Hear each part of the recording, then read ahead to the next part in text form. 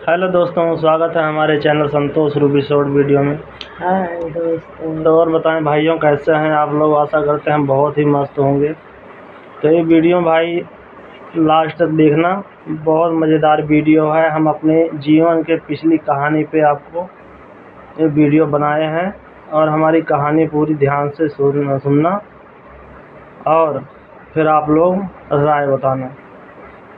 तो भाई आज जो लफड़ा चल रहा है ज़मीन जायदाद के लिए, हमारे भाई लोग जो हैं, जो घर पे हैं, उनके बारे में बताना चाहता हूँ कि वो लोग क्या देखे हैं जीवन में। दुख तो हमने देखा है। जब हम 12 साल के थे, 12 साल के, हम पढ़ना चाहते थे लेकिन हम पढ़ नहीं पाए मजबूरी में, क्योंकि घर में गरीबी बहुत थी। घर में खाने को एक दाना भी नहीं रहता था। एक ब्राह्मण थे, पंडित, उनके यहाँ से हमारे यहाँ पे मतलब ज़्यादा मित्रता थी। तो अब मित्रता थी, चाहे कोई लोभ था धन के बारे में कि भाई हम आज खिलाएंगे कल को ले लेंगे, उन्हीं के यहाँ से आ जाता था चावल दाल, जो हमारे दादाजी थे वो ले आते थे। तो वही खा पी के अपना टाइम गुजारा होता था। दादाजी हमारे एक भैंस पाल के रखे थे, तो कभी दूध पी के रह जाते थे, कभी दही पी के रह जाते थे। और ये जो हमारी छोटी बहन जो थी निक्की, 2 महीना की थी, और जो पंकज भाई हमारा है, ये पता नहीं 2.5-3 साल का ये भी था। और एक हमारी बड़ी बहन है, वो भी थी 5-6 साल की, जो राजकुमार है। ये लगभग हमारे बराबरे का था, 10 साल का था। तो हम लोग सोचे चलो भाई यहाँ भी पेट नहीं भर रहा है, चलो परदेश चलते हैं, तो वहाँ पे कमाएंगे खाएंगे और परिवार भी हमारा सही चलेगा। हमारे दादा दादी ने अपने दिल पे पत्थर रख के हम लोग को भेज दिया यहाँ पंजाब। हम हमारे मम्मी पापा, तो बहन पंकज और राजकुमार को घर पे छोड़ दिए। दादी दादा का ख्याल रखेगा। और छोटी वाली बहन 2 महीना की थी, जिसने आज हमें बर्बाद किया। यहाँ पे आ गए भाई, काम ढूंढने लग गए। तो काम ढूंढते ढूंढते हमको एक जलेबी वाले के दुकान पे नौकरी मिली, 250 रुपया महीना। करते करते चलिए कुछ दिन काम किए।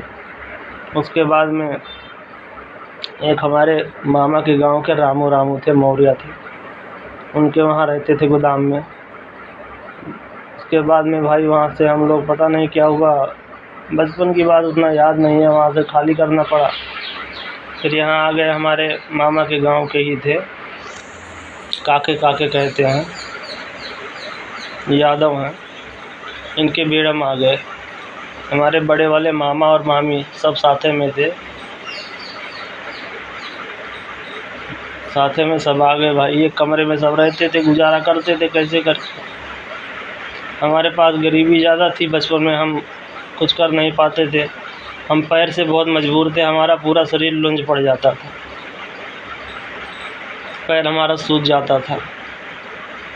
पिताजी हमारे शुरू से ऐसे ही थे, थोड़े मोटे दिमाग के थे, काम धंधा नहीं करते थे। जब उनको काम पे भेजा जाए तो कहीं इधर जाके सो जाए, कहीं उधर जाके सो जाए। जिस दिन तनख्वाह की बात आती थी, जो मोटा दिमाग के थे, जिस दिन तनख्वाह की बात आती थी वो दिन कहते हमारा पैसा गिर गया। हमारा क्या, हम 250 रुपया महीना पे काम करते थे। माताजी हमारी जो थी, वो कहीं लोहा बीन के ले आए, कहीं कुछ बीन के ले आए, तो हमारा घर का गुजारा चलता था। एक बार ऐसे ठंडी का महीना था भाई साहब, आप जो सही बता रहे हैं, सच्चे दिल से बता रहे हैं, कसम खा के बता रहे हैं, एकदम ठंडी का महीना था, पूरा एकदम कोहरा पड़ा हुआ था। अब पता नहीं क्या हुआ हमारे मामा मामी को, बड़े वाले को, और घर से निकाल दी। रात में 12 बजे पूरे परिवार को हमको बाहर कर दिए। एकदम घना कोहरा था भाई साहब, क्या बताएं, आँख में आंसू आ जाता, एकदम घरा कोहना था। भला हो उस भाई का, वो भी हमारे मामा के ही गांव के हैं, मौर्य जी हैं, बालग्राम नाम है। उन्होंने, उनके एक बहनोई थे, शेषराज नाम था, उनसे कह सुन के हम लोग को अंदर कमरे में जगह दिलवाए। उसके बाद में रात कैसे गुजारे। और हमारी जो छोटी बहन जिसने आज सारा कांड किया, जिसके पीछे हमारा घर बर्बाद है, 2 महीने की थी, ना कपड़ा शरीर पे ना कुछ। दूसरे दिन भाई ने क्या किया, बालग्राम में चंदा लगा के, बाँच लगा के, एक डॉक्टर साहब थे, पंजाबी थे, यहाँ दधेड़ी के थे, अपने वहाँ से बाँच लगा के सबके लिए कपड़ा लेके आए अपने गांव से। फिर जाके कपड़ा दिए भाई, हम लोग के शरीर पे कपड़ा हुआ। उसके बाद में फिर दूसरे तीसरे दिन जब देखा हमारे पास न ओढ़ना है, न बिछौना है, न रजाई है, फिर उसके बाद में उन्होंने फिर चंदा लगाया और हमारे लिए रजाई वजाई सब बनवाया। ज़िंदगी भर मरते दम तक उनका एहसान नहीं भूलेंगे भाई, हम मरते दम तक एहसान नहीं भूलेंगे। जो दुख में होता है वही साथ देता है। रजाई बनवा दिए, सुख में नहीं। नीचे पैरा वैरा डाल के, बढ़िया पल्ली उल्ली डाल के, बिस्तर सिलाई अपने हाथ से सिलाई किए, बिस्तर बढ़िया बना दिए बाकायदा।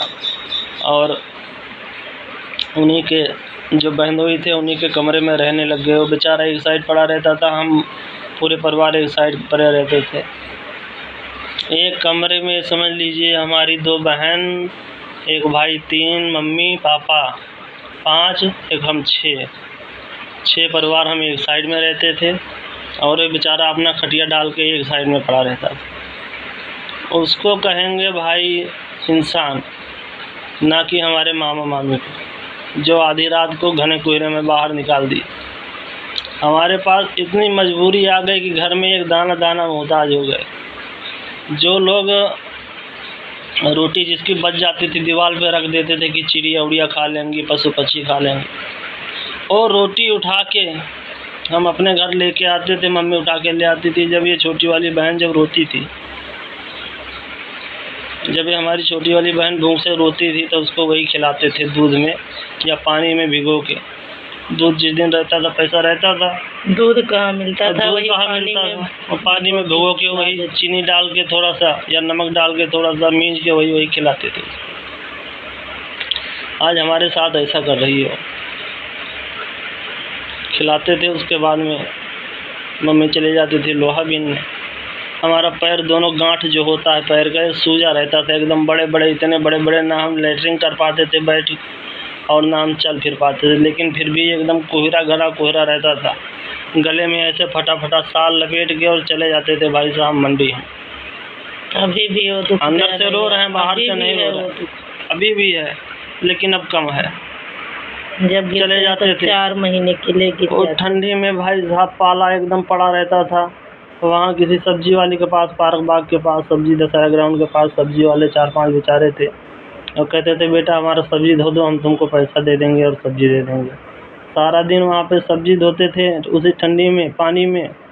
सब्जी धोने के बाद भाई कोई 10 रुपये दे दिया, कोई 5 रुपये दे दिया, कोई 1 किलो सब्जी दे दिया, वही ले आके बनाते थे सब्जी। किसी दिन मटर की सब्जी बन जाती थी तो रोटी नहीं होती थी, किसी दिन रोटी होती थी तो सब्जी नहीं होती थी। कोई 10 रुपये दे देता, कोई 5 रुपया दे देता था। और ऐसे मुसीबत में हम सबको पाले हैं, ऐसे मुसीबत में। उसके बाद में धीरे धीरे हम बड़े हुए, फिर हम अपने बड़े छोटे भाई को, राजकुमार को यहाँ लेकर आए। दोनों भाई हम कमाने लग गए। मामा की हमारे शादी आई, उसी शादी के टाइम पे हमारे पापा के पैर का एक्सीडेंट हो गया, ट्रक के नीचे आ गए, उनका पैर टूट गया। फिर उसके बाद में वो अस्पताल में थे, मामा की हमारे शादी आ गई तो मम्मी हमारी बोली कि जाओ बेटा शादी में तुम अपना चले जाओ, हम नहीं जा पाएंगे। उनके शादी में जब गए तब उसको छोटे भाई को ले आए। दादा दादी बेचारे हमारे एकदम अकेले हो गए। अपने समझ लीजिए कि बुढ़ापे में जिसके इतने परिवार हों उनको कोई रोटी बना के देने वाला नहीं। उनकी आंखें इतनी बड़ी हो गई, अपने हाथ से बेचारी रोटी बना के खाती थी, लेकिन कभी हो ही नहीं किया कि बच्चे हमारे कमाएं और खाएं और ऐसे रहें, मज़े में रहें ठाठ। हम ऐसे परिवार को जियाए हैं मेहनत करके। आज वही क्या बताएं भाई साहब, हंसने वाले सब कोई हैं। आज वही हमको नहीं सोच रहे हैं सब। जितना हमारा घर बर्बाद हुआ है, जितना हमारा शादी का बर्तन था फूल का और सब ये समझ लिए बेच लिए। हम घर पे दरवाज़ा लगा के आए थे और दोनों दरवाज़ा बेचा गया। सारा बेच के सब दारू पी गई। और उसके बाद में घर में जितना ईंटा था, जितना रेता था, बालू, सब बेच बाज के बर्बाद कर दिया। जमीन में भी लगा 4 बीघा खेत बेच लिया। एक धोबी है, उसी के चक्कर में कहने पे हमारे ऊपर थाना पुलिस सब हुआ, लेकिन हम मुँह तक नहीं बोले। अभी तक हमें टॉर्चर कर रही है कि हमको हिस्सा दो। 4 बीघा खेत बेच के खा गई। पापा हमारे आज बीमार पड़े, उनको एक लोटा पानी देने वाला कोई नहीं है। हिस्सा के लिए सब आगे आ रहे हैं। अभी भी हम झेल रहे हैं, अभी भी बीमार है। इतना सब कुछ होने के बाद भी झेल रहे हैं। फिर भी ये लोग नहीं सोचते हैं कि कैसे हमारा बाप बन के पाला है हमारे भाई ने, इतना टॉर्चर हमें कर रहे हैं। भाई अब आगे क्या कहें आप लोग। अगर वीडियो अच्छी लगी हो तो कमेंट में ज़रूर अपनी राय देना भाइयों। तब तक के लिए बाय बाय, मिलते हैं किसी अगली वीडियो में।